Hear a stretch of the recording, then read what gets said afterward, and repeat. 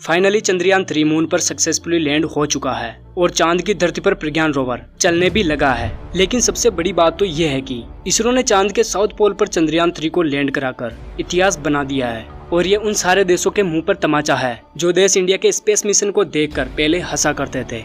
मैं ऐसा क्यों कह रहा हूँ, इसके पीछे भी कारण है। क्योंकि जब मार्स ऑर्बिटल मिशन लॉन्च हुआ था तो न्यूयॉर्क टाइम्स में कुछ इस तरह की न्यूज छपी थी, जिसमें आप साफ देख सकते हैं कि इस कार्टून में एक किसान गाय के साथ एक कमरे के दरवाजे पर खड़ा है। वहाँ लिखा है एलिट स्पेस क्लब। कमरे के अंदर 2 लोग सूट पहने बैठे हैं और कार्टून के कैप्शन में लिखा था भारत का किफायती मंगल मिशन एलिट स्पेस क्लब के दरवाजे पर दस्तक देता हुआ। दुनिया का बाय द वे चौथा मुल्क है भारत। आपको लग रहा हो ना कि कब नील आर्मस्ट्रांग गए तो उसके बाद तो पता नहीं कौन कौन जा चुका होगा। नहीं। अमेरिका, रूस, चीन इससे पहले जा चुके हैं और अब इंडिया गया है।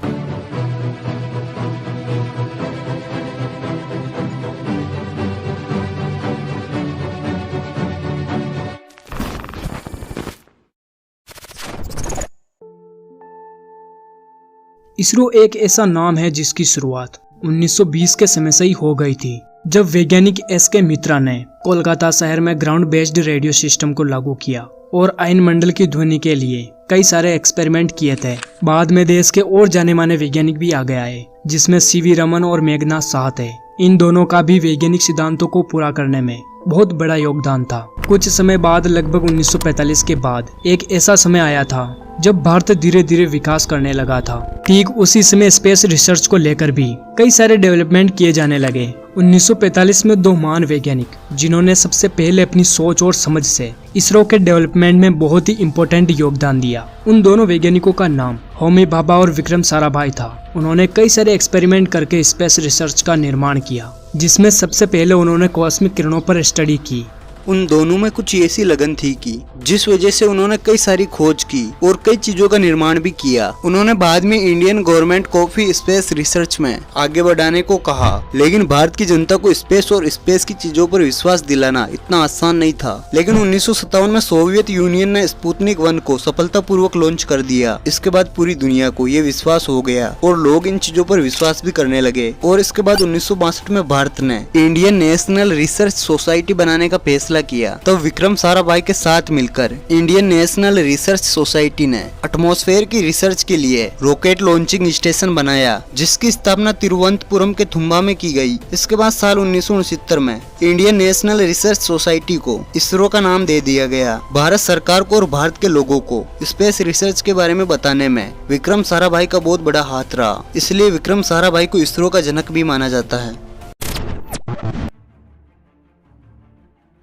इसरो की स्थापना कैसे हुई वो तो हमने आपको बता दिया, लेकिन अब आप ये जान ले कि भारत की फर्स्ट सैटेलाइट कैसे लॉन्च हुई थी और कैसे बनाई गई थी।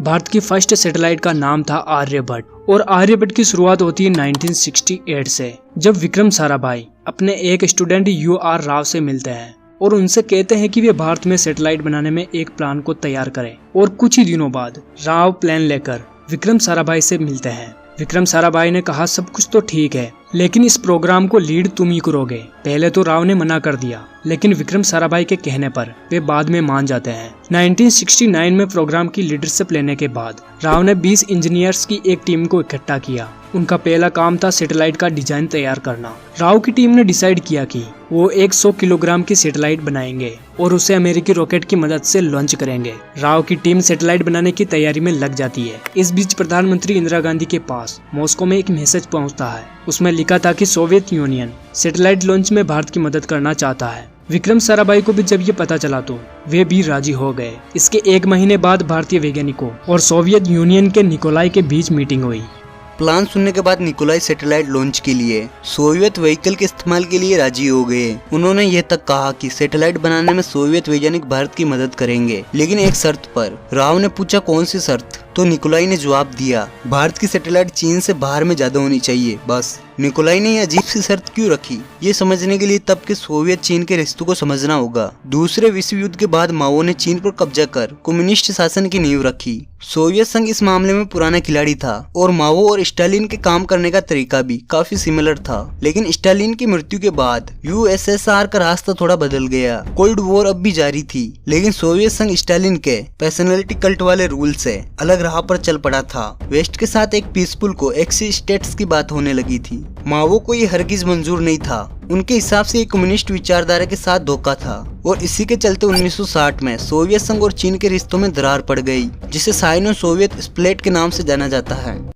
लेकिन 24 अप्रैल 1970 को चीन ने अपना पहला उपग्रह लॉन्च किया और इसी के साथ वो उपग्रह लॉन्च करने वाला 5वां देश बन गया। इससे पहले सोवियत यूनियन, अमेरिका, जापान और फ्रांस अपने सैटेलाइट लॉन्च कर चुके थे। चीन के लिए सबसे शान की बात यह थी कि सभी देशों में उनका सैटेलाइट सबसे भारी था, लगभग 173 किलो। ये सोवियत सैटेलाइट स्पुतनिक से वजन में 2 गुना था। इसलिए सोवियत यूनियन ने जब मदद दी तो साथ में ये शर्त भी रख दी कि भारत की सैटेलाइट चीन की सैटेलाइट से भारी होनी चाहिए। विक्रम साराभाई और राव के लिए ये एक नया चैलेंज था। अब तक वो मानकर चल रहे थे कि 100 किलो का सैटेलाइट बनाएंगे। अब सोवियत यूनियन के हाँ भरते ही राव और उनकी टीम काम में लग गई। उन्होंने 350 किलो के सैटेलाइट का एक डिजाइन बनाया जो चीन के उपग्रह से भार में 2 गुना था और अगस्त 1971 में दोनों देशों के बीच बातचीत पूरी हो गई। लेकिन सोवियत के वैज्ञानिक भारत का एक दौरा करना चाहते थे ताकि ये देख सके कि भारत में फैसिलिटीज और इंफ्रास्ट्रक्चर कैसा है। ये हो पाता इससे पहले ही मिशन को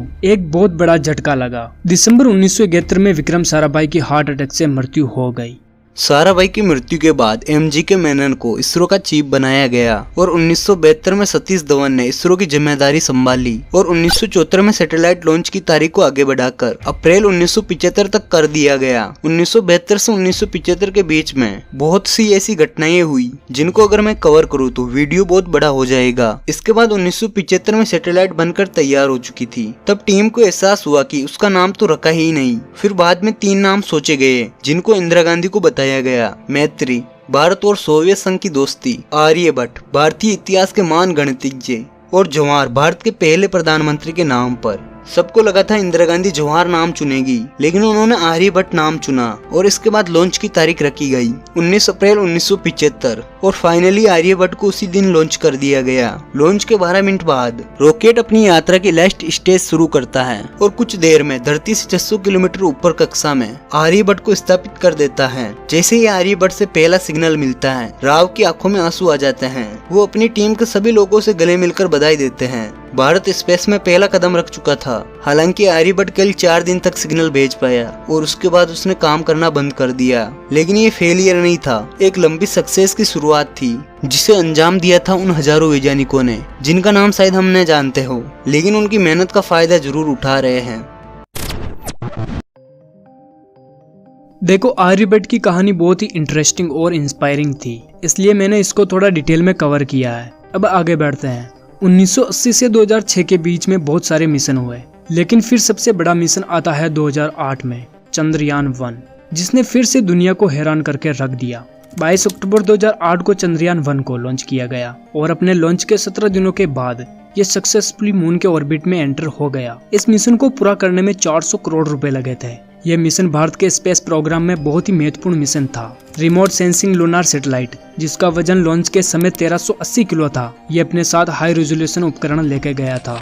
मून इम्पैक्टर प्रोब 14 नवंबर 2008 को चंद्रयान के ऑर्बिट से अलग हो गया, जिसके बाद चांद पर पानी को लेकर टेस्ट किए गए और चंद्रयान 1 ने रिमोट सेंसिंग के जरिए कई इमेजेस भेजे। इसरो ने इन इमेजेस के जरिए ये बताया कि भारत ने चांद पर पानी की खोज की है। बाद में चंद्रयान मिशन के दौरान जो डेटा भेजे गए थे उसका अध्ययन करने के बाद अमेरिका की नासा ने भी इसकी जाँच की और भारत के क्लेम को सही माना। इसरो ने क्लेम किया था कि चांद पर पानी झरने, तालाब या बूंदों के रूप में नहीं बल्कि चट्टानों की सतह के नीचे मौजूद है। ये एक बहुत ही बड़ी खोज थी उस वक्त, लेकिन ये खोज कभी सफल होती ही नहीं। वो क्यों, चलिए जानते हैं। भारत के मिसाइल मैन के नाम से जाने जाने वाले सर APJ अब्दुल कलाम की कोशिशों के बाद ही चंद्रयान 1 ने पानी खोजा था। जब APJ अब्दुल कलाम सर ने मिशन से पहले वैज्ञानिकों से मुलाकात की थी, तब उन्होंने सवाल किया था कि आप चांद पर जाकर क्या साबित करेंगे। तब वैज्ञानिकों ने चांद के सरफेस की तस्वीरें लेने की बात कही थी। इस पर उन्होंने कहा था कि आप मिशन में ऐसी चीजें जोड़ें जो चांद की सतह तक जाए और कुछ बड़ा हासिल करें।